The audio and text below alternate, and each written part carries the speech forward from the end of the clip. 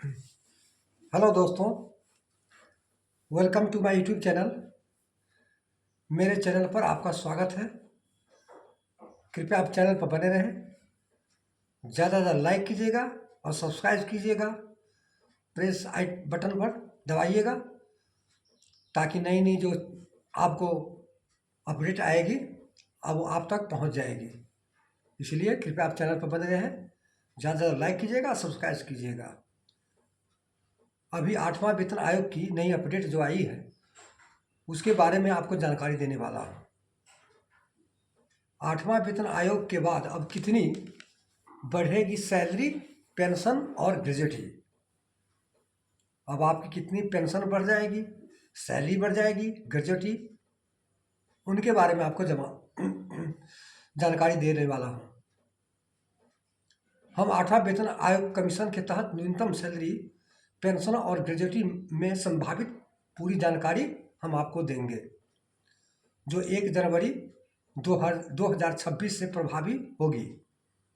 यह आयोग 50 लाख कर्मचारी और 65 लाख पेंशनधारियों को लाभान्वित करेगा। अब आपको बता रहा हूँ कि 8वां वेतन आयोग का परिचय, उसका परिभाषा क्या है। 8वां पे कमीशन का मुख्य उद्देश्य केंद्रीय कर्मचारी और पेंशन भोगियों के वेतन और भत्तों में पेंशन की आर्थिक बदलावों के अनुसार संशोधित करना। यह आयोग कर्मचारियों को जीवन सुधारने और महंगाई के प्रभाव को कम करने के लिए काम करेगा। ये 8वां वेतन है। अब आपको बता रहा हूँ कि 8वां वेतन कमीशन आयोग का अवलोकन, विवरण और जानकारी।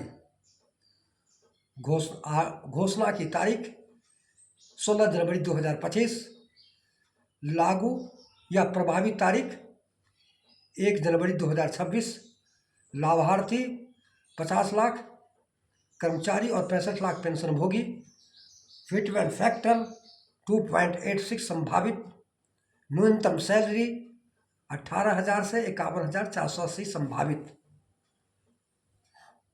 अब मैं आपका बता रहा हूँ कि फिटमेंट फैक्टर क्या है, इसका महत्व क्या है।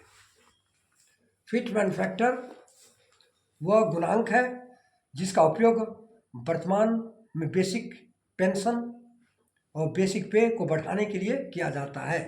वह गुणांक है जिसमें बेसिक पे और बेसिक पेंशन, जितना आपको बेसिक पे होगा उतने में आप गुना कर दीजिए उतना फिटमेंट फैक्टर, जितनी पेंशन होगी उतने में गुणा कर दीजिए उतनी आपको पेंशन बढ़ जाएगी। 7वें वेतन आयोग में फिटमेंट फैक्टर कितना था? 2.57। न्यूनतम पे कितना था? 7,000 से बढ़कर 18,000 हो गया। 8वां वेतन आयोग में फिटमेंट फैक्टर 2.86 तक होगा और 18,000 से 51,000 तक हो सकती है। न्यूनतम पेंशन आपको 9,000 से बढ़कर 25,740 हो सकता है। पेंशन भोगियों के लिए भी यह आयोग बड़ी राहत लेकर आएगा। न्यूनतम पेंशन 9,000 से 25,740, अधिकतम पेंशन 1,25,000 से लेके 3,57,000 रुपया, जो अधिकतम पेंशन होगा, जो अभी 1,25,000 अधिकतम पेंशन है, उसको बढ़ाकर 3,57,000 रुपया हो जाएगा। ग्रेजुटी और अन्य लाभ, ग्रेजुटी भी आपको मिलेगी, जो 8वां वेतन आयोग के तहत ग्रेजुटी की सीमा भी बढ़ाई जा सकती है। वर्तमान में ग्रेजुटी की अधिकतम सीमा 20 लाख है, अभी प्रेजेंट में 20 लाख है, जिसको बढ़ाकर आपको 30 लाख ग्रेजुटी कर दी जाएगी। हो सकता है उसमें बढ़ भी सकता है, घट भी सकता है। अनुमान लगाया गया है कि 30 लाख तक 8वां वेतन आयोग में ग्रेजुटी मिलेगा। अब दोस्तों, ज़्यादा से ज़्यादा ध्यान से वीडियो देखिएगा, कहीं छोड़कर मत जाइएगा। ज़्यादा से ज़्यादा लाइक कीजिएगा और सब्सक्राइब कीजिएगा और अपने दोस्तों के साथ शेयर कीजिएगा। अभी आपको बता रहा हूँ 7वां वेतन आयोग और 8वां वेतन आयोग का तुलना। पैरामीटर 7वां वेतन आयोग, 8वां वेतन आयोग। फिटमेंट फैक्टर 2.87, 2.86 8वां वेतन आयोग में होगा। न्यूनतम बेसिक्स पे 18,000 7वां वेतन आयोग में था और 8वां वेतन आयोग में 51,440.80 होगा। न्यूनतम पेंशन 7वां वेतन आयोग में 9,000 था, जो बढ़कर 8वां वेतन आयोग में 25,740 हो जाएगा। अधिकतम बेसिक पे 7वां वेतन आयोग में 2.5 लाख था, 8वां वेतन आयोग में 6 लाख हो जाएगा, जो 2.5 लाख से बढ़कर के 6 लाख हो जाएगा। अधिकतम पेंशन 1,25,000 था 7वां वेतन आयोग में, 8वां वेतन आयोग में 3.57 लाख हो जाएगा। कर्मचारियों का प्रभाव, इसके ऊपर कर्मचारियों का क्या प्रभाव पड़ेगा? तो दोस्तों ये थी जानकारी। अब इसका प्रभाव जो कर्मचारी के ऊपर, जो 8वां वेतन आयोग का सैलरी बढ़ेगी तो उसका क्या क्या इफेक्ट पड़ना है, क्या प्रभाव पड़ना है। सैलरी में वृद्धि से उनके क्रय शक्ति बढ़ेगा। जब सैलरी बढ़ेगा तो आदमी खरीदारी करेगा, क्रय शक्ति बढ़ेगा। और दूसरा है कि महंगाई के प्रभाव को कम करने में मदद मिलेगी। जितने भी महंगाई होगी उसका प्रभाव को कम करने में, जब खरीदारी होगा, महंगाई होगा, उतनी गवर्नमेंट की जीएसटी में कलेक्शन में सुधार होगा और उतनी महंगाई कम होगी। अर्थव्यवस्था का प्रभाव, अब अपने देश में अर्थव्यवस्था का प्रभाव इफेक्ट क्या होगा उसके मैं आपको जानकारी देने वाला हूँ। कृपया आप मेरे चैनल पर बने रहें, ज़्यादा लाइक कीजिएगा और सब्सक्राइब कीजिएगा। अर्थव्यवस्था पर जो प्रभाव इफेक्ट होगा, जो उपभोक्ता खर्च में वृद्धि होगी, जिससे अर्थव्यवस्था में बल मिलेगा। जब उपभोक्ता, जब ज़्यादा सैलरी मिलेगी कर्मचारी को तो खर्च करेगा, इसमें अर्थव्यवस्था को सुधार होगा और अर्थव्यवस्था बहाल मिलेगा। सरकारी खजाने में अतिरिक्त वित्तीय बोझ बढ़ेगा। इसमें एक आएगा कि सरकारी खजाने पर वित्तीय बोझ बढ़ेगा। कम से कम जो 7वां वेतन आयोग में 1 लाख करोड़ की खर्च थी, 8वां वेतन आयोग में अनुमान लगाया गया है कि 2 लाख करोड़ की खर्चा सरकार के ऊपर बोझ बढ़ेगी और बोझ पड़ेगा।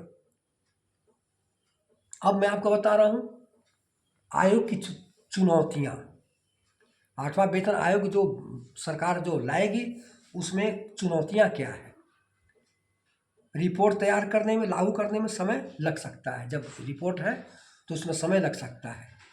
अनुमानतः पिछले जो 7वां वेतन आयोग में 18 महीना लगा था, इस बार सुनने में आया है कि 1 साल से ज़्यादा या कम हो सकता है। वित्तीय बोझ को संभालने के लिए सरकार को अतिरिक्त बजट आवंटन करना पड़ेगा। वित्तीय बोझ होगा, संभालने के लिए अतिरिक्त बोझ का आवंटन करना पड़ेगा सरकार को। अगले नेक्स्ट बजट में जो 2026 और 27 में जो बजट होगी उसमें बजट को प्रावधान करना पड़ेगा। और सभी कर्मचारियों और पेंशन भोगियों को उपेक्षाओं को पूरा करना चुनौती का पूर्ण होगा। अब मैं आपको बता रहा हूँ कि निष्कर्ष 8वां पे कमीशन में कर्मचारी और पेंशन भोगियों के लिए एक बड़ा बदलाव लेकर आएगा। जो 8वां वेतन आयोग होगा उसमें बहुत बदलाव आएगा। इससे न केवल उनकी आर्थिक स्थिति सुधरेगी बल्कि देश की अर्थव्यवस्था को भी गति मिलेगी। उसमें जितने भी कर्मचारी हैं उसको आर्थिक स्थिति सुधार होगा, पे बढ़ने पर अर्थव्यवस्था को भी गति मिलेगी। हालांकि यह कार्यान्वयन में समय लगता है लेकिन इसकी रद्द करते हैं। तो दोस्तों ये थी जानकारी, मैं आपको ये सारी जानकारी दिए हैं और आप लोग कमेंट कीजिएगा कैसा लगा हमारी वीडियो। और नेक्स्ट जो अभी नई जो अपडेट आएगी उसको मैं आपको जानकारी दूंगा।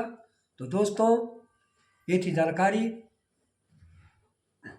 जय हिंद, जय भारत, नमस्ते।